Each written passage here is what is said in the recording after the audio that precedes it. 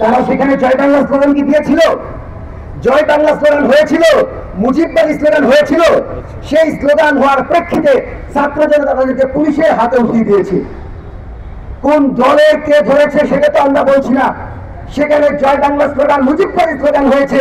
সেই তথ্যগুলো রিপোর্টগুলো বলছে জুলাই যোদ্ধা শরীফ ওসমান হাদিকে তারা ফাঁসি দিতে চেয়েছে, তারা তাদেরকে বিচারের মুখোমুখি করতে চেয়েছে। তাদের দুঃসাহস!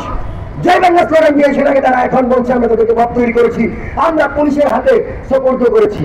কোন ধরনের মব তৈরি করা হয়নি, আমরা পুলিশের হাতে সোপর্দ করেছি।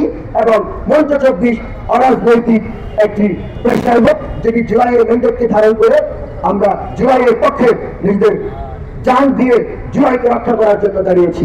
জুলাইয়ের সাথে গাদ্দারি করে আওয়ামী লীগকে পুনর্বাসন করতে হবে, আর জুলাইয়ের সাথে যারা গাদ্দারি করবে তাদেরকে আমরা প্রশ্রয় দিব না।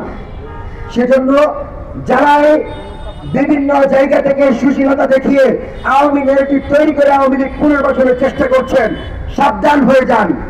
একজন জুলাই যোদ্ধা বেঁচে থাকতে, এক ফোঁটা রক্ত দেহে থাকতে আওয়ামী লীগ পুনর্বাসন করতে দেওয়া হবে না।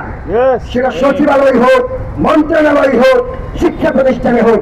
আওয়ামী বয়ান বন্ধ, আওয়ামী ন্যারেটিভ বন্ধ, আওয়ামী লীগ বন্ধ। সুতরাং আওয়ামী লীগকে পুনর্বাসন চলবে না। জুলাইয়ের ম্যান্ডেট নিয়ে আগামী বাংলাদেশ বিনির্মাণে আমরা সবাই ঐক্যবদ্ধ থাকতে হবে।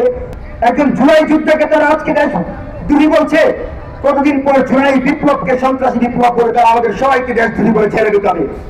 আমরা স্পষ্ট বলছি, আমরা দেশদ্রোহী নই, আমরা স্বাধীনতাকে লালন করি, আমরা ভারতীয় আধিপত্যবাদের বিরুদ্ধে, আমরা মুজিববাদের বিরুদ্ধে।